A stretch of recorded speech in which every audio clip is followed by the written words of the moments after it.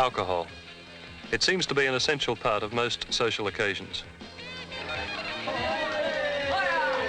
More than that, drinking is seen by some people as a badge of manhood, proof of masculinity, a sign of being grown up, like your driver's license.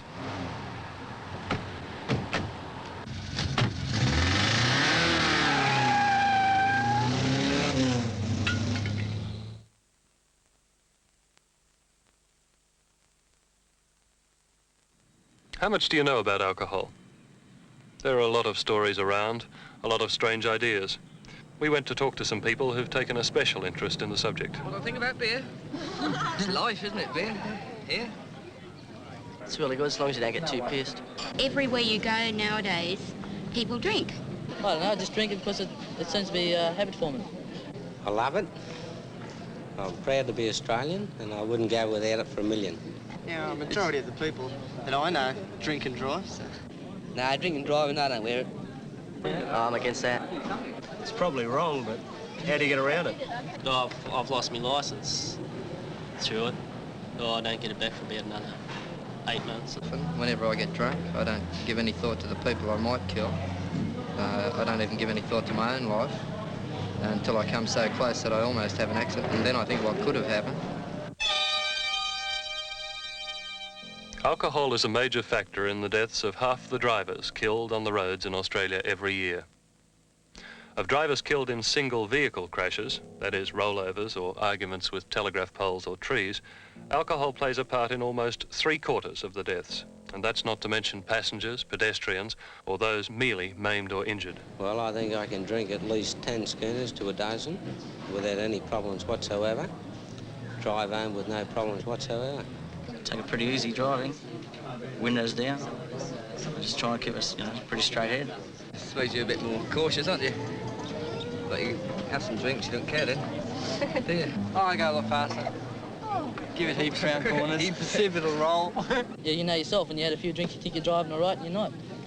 Yeah, I drink and drive all the time. I drive better when I'm drunk. Like we said, there are some strange ideas around. But what are the facts? Alcohol is a drug, that is, a chemical that affects the way your brain functions and the way you feel. In small amounts, it usually makes you feel pleasantly relaxed, happy. But too much can cause problems.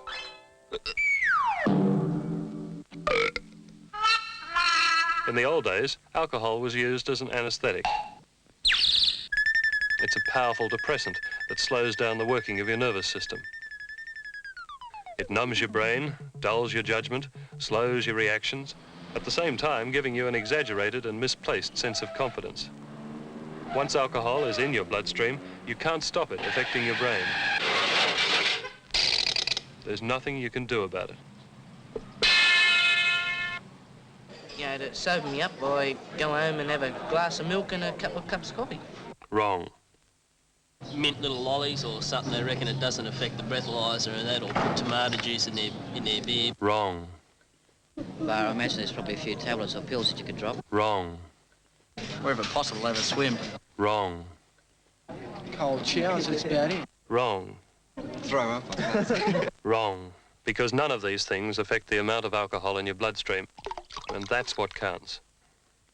When you drink, alcohol is absorbed straight into the bloodstream through the stomach and the walls of the small intestine. If you have food in your stomach, the alcohol may take a little longer to be absorbed. But once it's in your system, there are only a few ways the body can get rid of it. A little goes out through the kidneys and the urine. A little may be sweated out. And some is breathed out through the lungs, which is the reason the breathalyzer works.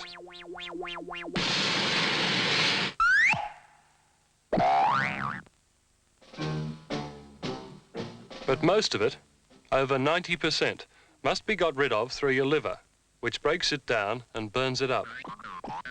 If you've got a healthy liver, it will only get rid of the alcohol contained in about 1 normal-sized drink per hour.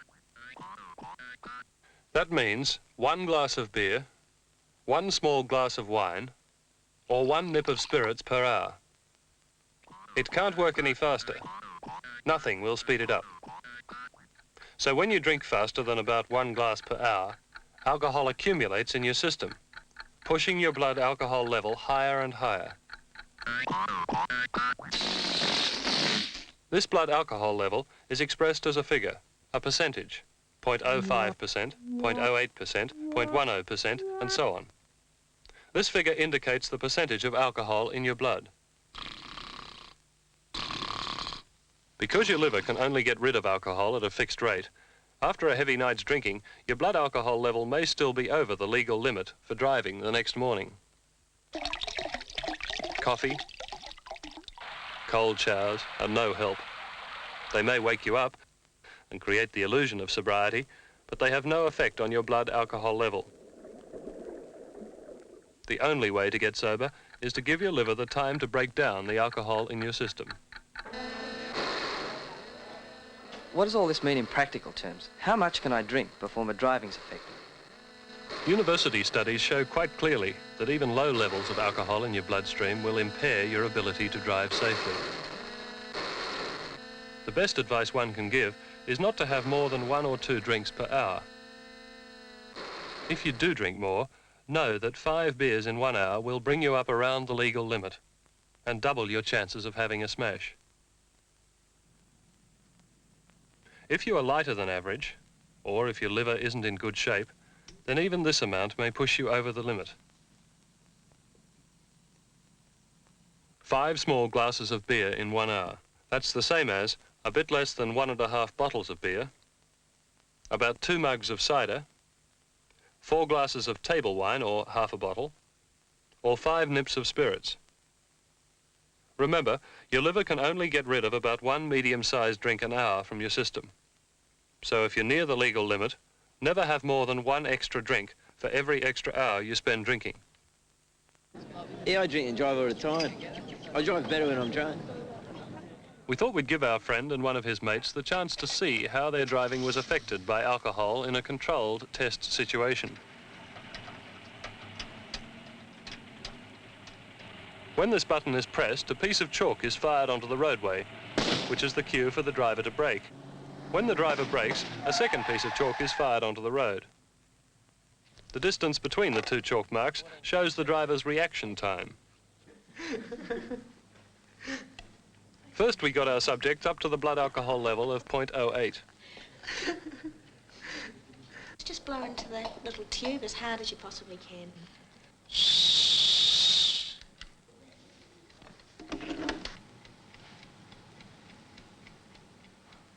After about 4 cans of beer in 1 hour, they both had blood alcohol levels of over 0.08.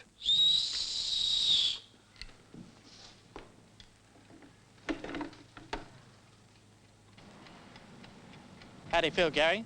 Oh, not too bad, I guess, you know, quite normal. Have you drank more than you normally would have, or less? About the same in the same amount of time, I think. Gary is given the job of driving around the course at what he considers a safe speed. He's to keep the car at 60 kilometres per hour on the straights. You don't go faster than 60, just keep it at... If he hears the chalk marker being fired, he's to brake as quickly as possible.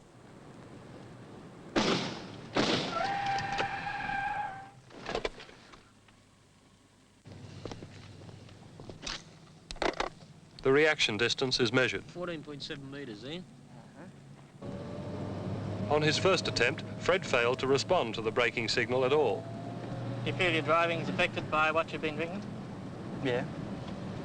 At the moment, yeah. In what way?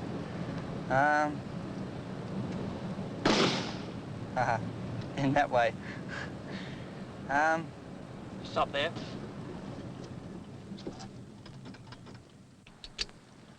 We gave him a second go. How many drinks have you had? Well, I've had 4 cans. How does that compare with what you normally have?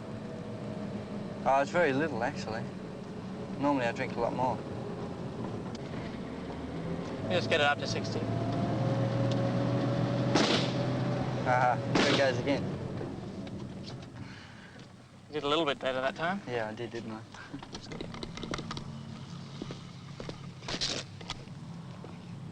27 metres exactly.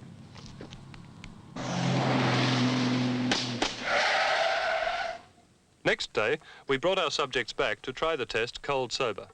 6.7 metres. When he'd been drinking, Gary took 14.7 metres to react to the stopping signal. That's 8 more metres than he took when sober. 8 metres that could be crucial in an emergency situation.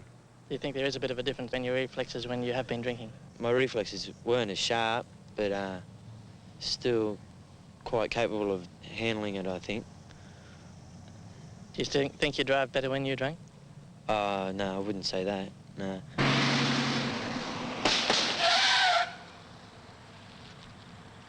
Fred took 18 more metres to react when he'd been drinking than he did when he was sober.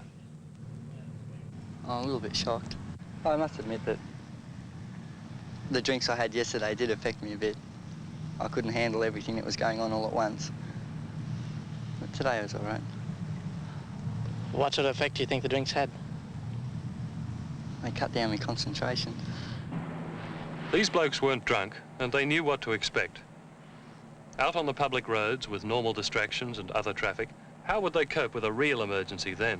I don't really like beer, but, you know, my friends are shouting me, so I'm sociable, I'll drink with them. I think socially in Australia it's a bit sick, you know, because it's, even though you don't like it, it's automatically accepted that you have to have a few. And if you go and you say, no, I don't want to drink, everyone says, you know, oh, just have one, you know, just be sociable. You've got everyone screaming at you because it's your shower, and you have to go and buy everybody a beer and have one yourself to be sociable, and it's just another nail in your coffin. It's only going to be 1 or 2, and then it's 3 or 4, and then before you know it, you can't even find your car. Have you ever thought to yourself when you've been full, how am I going to get home? No, you haven't, because you obviously think to yourself, well, I'm all right. Sometimes you don't realise you're doing it. You just have a few drinks and you don't think you're that drunk. You hit the road and you realise you are. You have all good intentions of, if I get drunk, I'm not going to drive the car home. You know, I refuse to kill myself or somebody else. But by the time you've had one and then another and another, it just doesn't really matter anymore, you know? You are now upset about something emotionally, or you just, you're having a good time, you just don't want to stop, and you go too far, you just don't think. If you feel that you must drink and drive, there are some things you can do.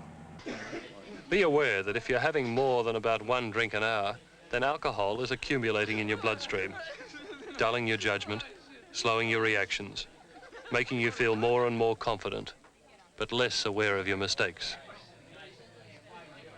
If you can't remember how many drinks you've had, you should forget about driving. Take a taxi or just stay put and give your liver a chance to do its work. Be aware of how you feel. After a couple of drinks, you'll begin to feel different. Maybe warmer, heavier, perhaps a tingling. You will feel more relaxed, less inhibited. Any of these changes is an indication that the drug alcohol is having an effect on your nervous system. Once this begins to happen, no matter how good a driver you are, no matter how confident you feel, or how much you try to compensate by being more careful, once this begins to happen, your driving will be affected. You may perhaps still be able to cope with well-practiced tasks, like the familiar drive home, but your ability to cope with any sort of emergency will be seriously impaired. So drink slowly. Try an experiment sometime. Have a shandy rather than a beer, even a soft drink.